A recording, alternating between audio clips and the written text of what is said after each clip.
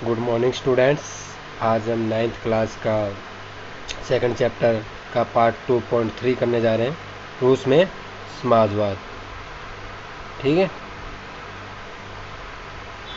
Socialism इन रसिया, रूस में समाजवाद। तो फर्स्ट पैराग्राफ में देखते हैं क्या बताया गया है। 1914 से पहले रूस में सभी राजनीतिक पार्टियां गैर कानूनी थी, यानी इलीगल। ठीक है, उसके बाद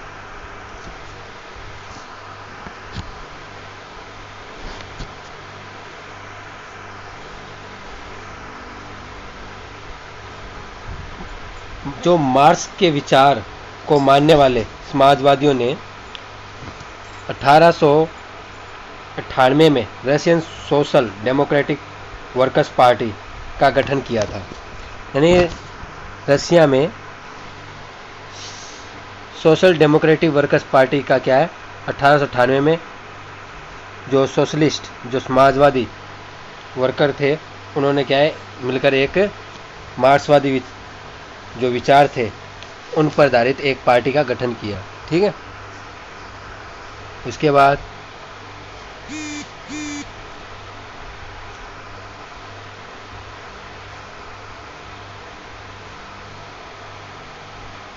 सरकारी आतंक के कारण, यानी सरकारी जो गवर्नमेंट जितने भी पॉलिसिंग हो रहे थे, ठीक है, कि उनके कारण इस पार्टी को गैर कानूनी संगठन रूप से काम करना पड़ता था। यानी इलीगल रूप से क्या है, इस संस्था को काम करना पड़ता था, इस संस्था को क्या है चलाना पड़ता था, ऑपरेट कर रहे थे। इस पार्टी का एक अखबार निकलता था, एक न्यूज़पेपर है वो निकलता था। उसने मजदूरों को संगठित किया, इकट्ठा किया, मोबिलाइज किया और हड़ताल आदि कार्यक्रम आयोजित किए गए। यानी हड़तालें भी फिर की गई, यानी इलीगल रूप से। ठीक है, सरकार से क्या है उस समय छिपकर, क्योंकि 1914 से पहले जितनी सरकारें थे वो गैरकानूनी घोषित कर दी थी, जिनमें से जो कि एक बची हुई थी ये जो गुप्त तरीके से क्या है चलाई जा रही थी। ठीक है, कहना मतलब ये थी। आगे देखें सेकंड पैराग्राफ में,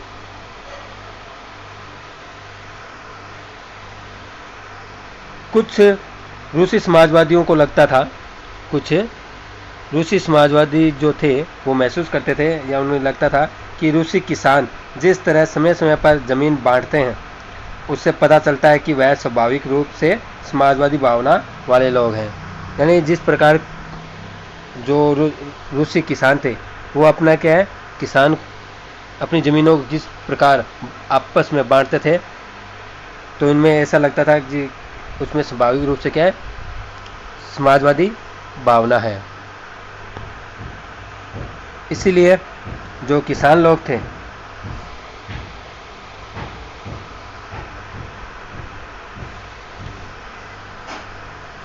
इसलिए उनका मानना था कि रूस में मजदूर नहीं बल्कि किसान ही क्रांति की मुख्य शक्ति बनेंगे।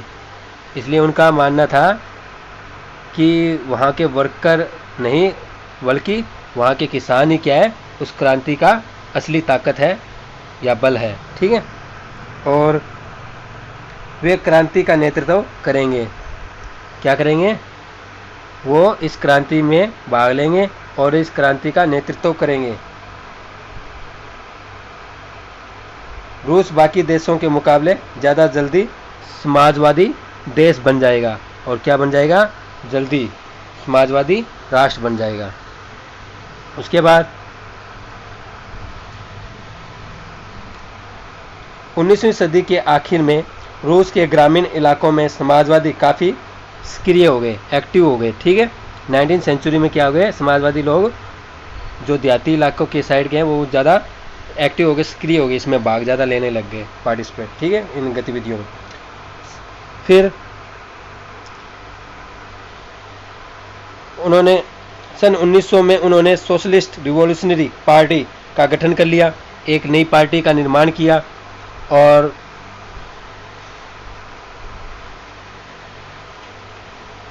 इस पार्टी ने किसानों के अधिकारों के लिए संघर्ष किया और मांग की कि सामंतों के कब्जे वाली ज़मीन फौरन किसानों को सौंप दे।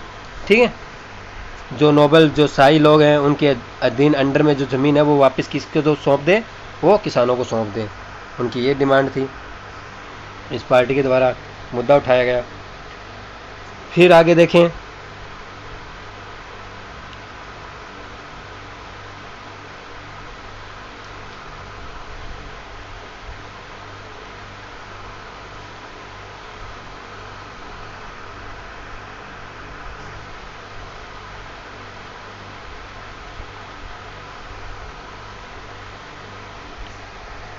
किसानों के सवाल पर सामाजिक लोकतंत्रवादी खेमा समाजवादी क्रांतिकारी से सहमत नहीं था।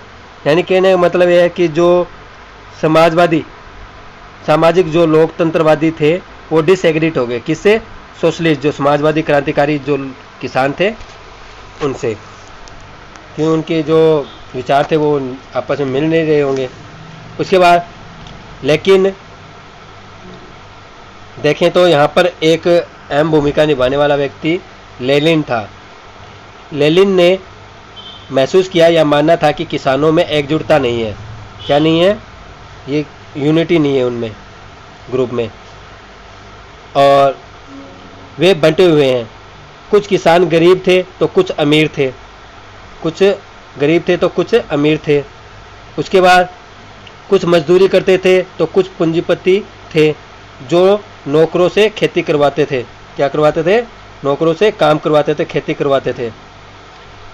इन आपसी विभेदों के चलते, यानी इन आपसी विभेदों यानी डिफरेंसेशन चलते हुए, विभेदीकरण से या विभेदों के चलते वे सभी समाजवादी आंदोलन का हिस्सा नहीं हो सकते। वो कभी भी इन समाजवादी मूवमेंट जो आंदोलन चल रहा है उसका कभी भी हिस्सा नहीं बन सकते या भाग नहीं ले पाएंगे, क्योंकि अगर एकजुटता नहीं होगी, एक यूनिटी नहीं बनेगी, तब तक क्या है, ये क्रांति भी सफल नहीं होगी।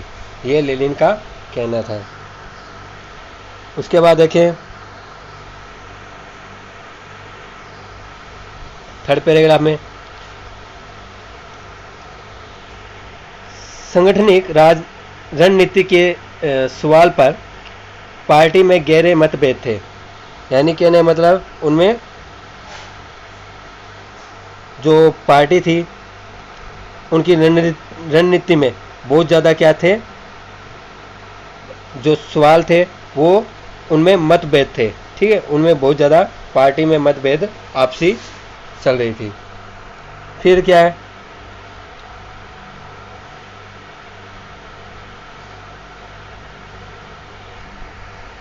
व्लादिमीर लेनिन ने बोल्शेविक जो खेमे के क्या मुखिया थे, वो क्या थे? बोल्शेविक खेमे के मुखिया थे व्लादिमीर लेनिन। वो सोचते थे या उनका सोचना था कि जार जो कि राजा है, ठीक है, जो राजा है, शासित रूस जैसे दमनकारी समाज में पार्टी अत्यंत अनुशासित होनी चाहिए। वो चाहता था कि क्या होनी चाहिए, पार्टी बहुत ज़्यादा अनुशासित होनी चाहिए राजा के अकॉर्डिंग, और अपने सदस्यों की संख्या व स्तर पर उसका पूरा नियंत्रण होना चाहिए। जितने भी उसके पास जो संख्या है, मेंबर्स जो मेंबर की क्वालिटी और संख्या है, तो उन पे क्या है, संख्या और जो सदस्यों की जो संख्या है उनके खेमे में, उन पर पूरा क्या है, नियंत्रण होना चाहिए, कंट्रोल होना चाहिए सभी मेंबरों पर, सदस्यों पर।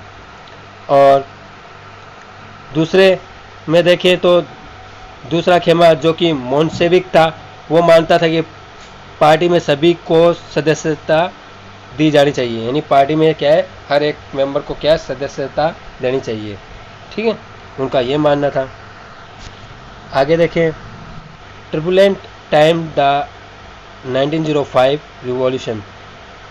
तो इसमें देखते हैं, ये बोलते हैं कि उथल पुथल का समय है या उपद्रवी समय बोलते हैं इसको, जो 1905 की जो क्रांति हुई थी उस समय रूस में एक निरंकुश शाही राजशाही था, यानी ऑटोक्रेसी, जिस पर कोई निरंकुश ना हो, ऐसा राजा के द्वारा क्या रशिया शासन चलाया जा रहा था, एक शासक के द्वारा अपनी मनमाई मनमाना कह सकते हैं कि मन चाही इच्छा के अनुसार वो अपना कभी भी नियम कुछ भी बदल सकता था, लागू कर सकता था, यानी कुछ भी, ठीक है, कर सकता था। जिसकी शक्ति में कोई अंकुश ना हो, इसको निरंकुश बोलते हैं। तो रूस एक निरंकुश राजशाही था। उसके बाद अन्य यूरोपीय शासकों के विपरीत 20वीं सदी की शुरुआत में भी जार राष्ट्रीय संसद के अधीन नहीं था। यानी 20वीं सदी के में भी देखें तो जो रशिया का जो जार था वो क्या है, किसके अधीन नहीं था? संसद के, जो राष्ट्रीय संसद बनी थी उसके अधीन नहीं था। उसके बाद देखें अन्य यूरोपियों में, वहां देखें तो उदारवादियों ने इस स्थिति को ख़त्म करने के लिए बड़े पैमाने पर एक मुहिम चलाई। ठीक है, रशिया में लिबरल जो उदारवादी थे उन्होंने क्या एक कैंपेन चलाया, अभियान चलाया, ठीक है, इसको ख़त्म करने के लिए। फिर देखें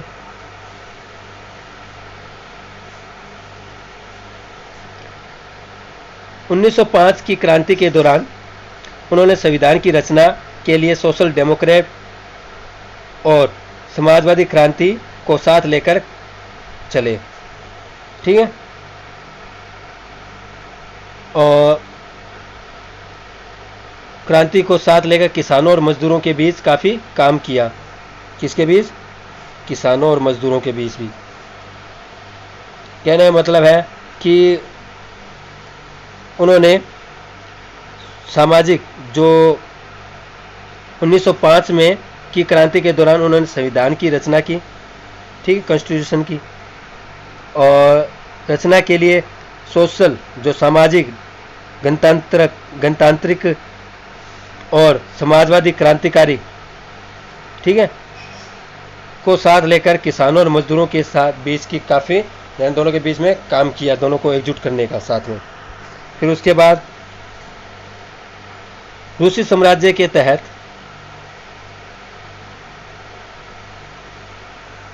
वहाँ देखें तो रूसी साम्राज्य के तहत उन्हें राष्ट्रवादी जैसे पोलैंड में और इस्लाम के आधुनिकीकरण के समर्थक जदीयों जैसे कि मुस्लिम बहुलक इलाका को भी समर्थन मिला।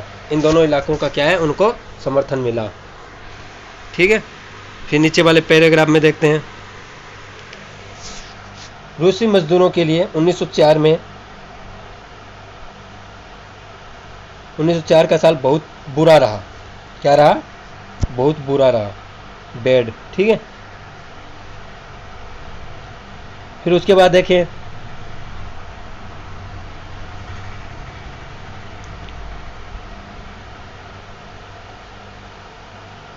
जरूरी चीज़ों की जो कीमतें इतनी तेज़ी से बढ़ी कि वास्तविक वेतन में 20% तक की गिरावट आ गई। कितने परसेंट की? 20% की। जो उनको जो वेजेस मिलता था कीमत डेली वेजेस पर, तो उनमें भी क्या है, गिरावट आ गई। इतना बुरा समय था उस 1904 का। फिर उसके बाद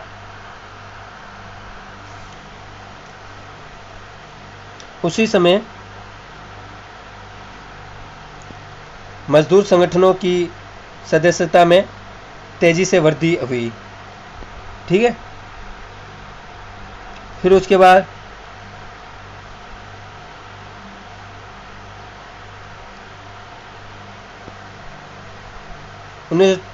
तेजी से वृद्धि होने के बाद जब 1904 में ही संगठित की गई असेंबली ऑफ रशियन वर्कर्स, ठीक है, असेंबली ऑफ रशियन वर्कर्स, ये रही रशियन वर्कर्स, जो रूसी श्रमिक सभा के 4 सदस्यों को पितुलो आयरन वर्क्स में उनकी नौकरी से हटा दिया गया। यानी कितने? 4 वर्कर्स को वहां से क्या है, उनके वर्क से क्या है, उनको हटा दिया गया। और ये कब की बात है? 1904 की। ठीक है, फिर हटा दिया गया तो मजदूरों ने आंदोलन छेड़ने का ऐलान कर दिया। क्या कर दिया उन्होंने? फिर क्या करना स्टार्ट कर दिया उन्होंने? आंदोलन करने का निश्चय कर लिया फिर, या कोई बड़ा तगड़ा एक्शन लेने का, ठीक है, निर्णय लिया। अगले ही कुछ दिनों में भीतर सेंट पीटर्सबर्ग में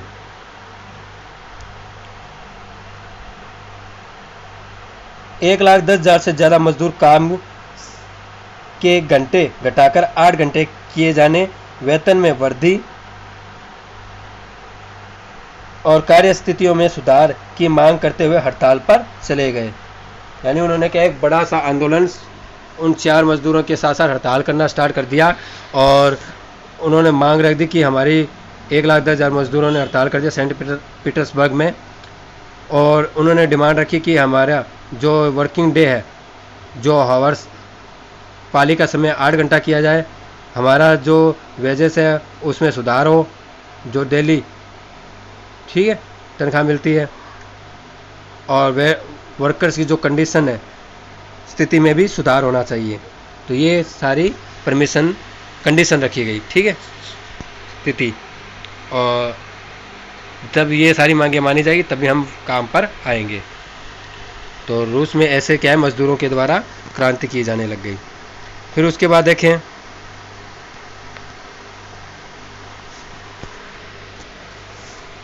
इसी दौरान जब पादरी गेपोन के नेतृत्व में मजदूरों का एक जुलूस विंटर पैलेस, जो कि जार का महल था, ठीक है, के सामने पहुंचा, तो पुलिस और कोसेक्स ने मजदूरों पर हमला बोल दिया, अटैक कर दिया। किस पर? मजदूरों पर, ठीक है, प्रोसेसन, जुलूस, ठीक है। इसी दौरान जब पादरी गेपोन के नेतृत्व में मजदूरों का एक जुलूस कहाँ पहुंचा? विंटर पैलेस, जो कि जार का महल था, उसके सामने पहुंचा, तो पुलिस और कोसेक्स वहाँ आ चुके थे और मजदूरों पर हमला कर दिया। उसके बाद इस घटना में 100 से ज़्यादा मजदूर मारे गए और 300 के लगभग घायल हो चुके थे, ठीक है, इस घटना में। उसके बाद इतिहास में यह घटना खूनी रविवार के नाम से याद किया जाता है या याद की जाती है, ठीक है। 1905 की क्रांति की शुरुआत इसी घटना से हुई थी। 1905 की क्रांति इसी घटना के साथ स्टार्ट हो चुकी थी। सारे देश में फिर क्या हुआ? हड़तालें होने लग गई। जब प्रत्येक नागरिक स्वतंत्रता के अभाव का विरोध करते हुए विद्यार्थी अपनी कक्षाओं का बहिष्कार करने लगे। अब क्या हो गया?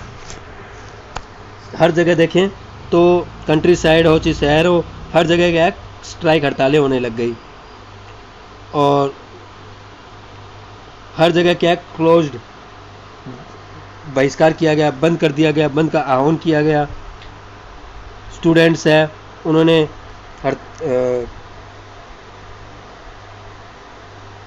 विद्यार्थी अपनी कक्षा का बहिष्कार करने लगे, बाहर आने लगे, ठीक है। उसके बाद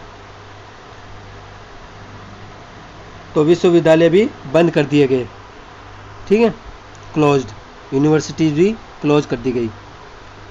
और फिर उसके बाद वकील, डॉक्टर, इंजीनियर, लॉयर, यानी वकील, डॉक्टर, इंजीनियर और अन्य मध्यवर्गीय कामगारों ने संविधान सभा के गठन की मांग करते हुए यूनियन ऑफ यूनियंस की स्थापना कर दी। यूनियंस ऑफ यूनियंस की स्थापना कर दी, यूनियंस ऑफ यूनियंस की, ठीक है। तो सभी ने क्या है, हड़तालें करना स्टार्ट कर दिया। आगे देखें,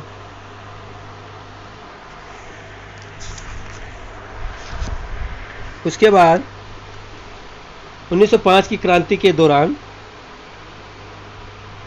जार ने एक निर्वाचित परामर्शदाता संसद या ड्यूमा का गठन किया। पार्लियामेंट, जो कि रूस में जो पार्लियामेंट है उसको ड्यूमा बोलते हैं, ठीक है। संसद का निर्माण किया इसके चलते, इस क्रांति के दौरान, और गठन करने की सहमति दे दी, ठीक है। वो राजी हो गया, ठीक है, कि बनाइए। क्रांति के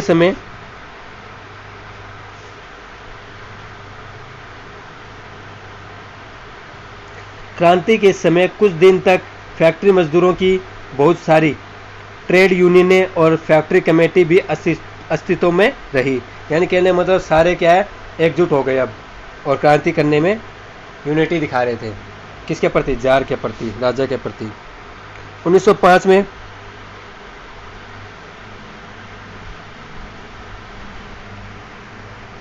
के बाद ऐसी ज़्यादातर कमेटियां और यूनियनें अनधिकृत रूप से काम करने लगी। यानी लोग क्या है, एकजुट होकर काम करने लगे इसके प्रति। उन्हें गैरकानूनी घोषित कर दिया गया था, तो भी वो काम करती रही, ठीक है, क्योंकि इलीगल रूप से क्या है, काम कर रही थी वो क्रांति का, ठीक है। उसके बाद जार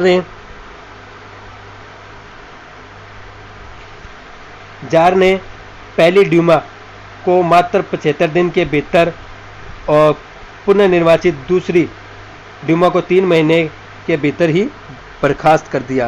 यानी कहने मतलब पहली जो संसद का निर्माण हुआ था वो 75 दिन चली और दूसरी फिर 3 महीने चली, और दोनों को क्या है, बर्खास्त कर दिया, भंग कर दिया गया ड्यूमा को। उसके बाद वह किसी तरह की जवाबदेही या अपनी सत्ता पर किसी तरह का अंकुश नहीं चाहता था। यानी संसद थी वो उसको क्या कंट्रोल करना चाहती थी, लेकिन वो क्या है, अपने आप को क्या है, किसी का गुलाम या अधीन नहीं होना चाहता था। इसलिए वो क्या है, इसको बार बार भंग कर रहा था, ठीक है, या रद्द कर रहा था। उसने मतदान कानूनों में फेरबदल करके तीसरी ड्यूमा में रूढ़िवादी राजनेताओं को भर डाला। यानी फिर क्या है, अपने ही मेंबर जो प्राचीन समय के जो उसके अधीन थे मेंबर, उनसे क्या है, उस ड्यूमा को क्या है, संसद को भर देता है, उनकी अपने ही मेंबरों को। उदारवादी और क्रांतिकारी को बाहर रखा इस ड्यूमा से, ठीक है। इसलिए अब जो संसद बनी नहीं, वो किसकी बन गई, खुद जार की ही बन गई, ठीक है। तो ये आपका चैप्टर था।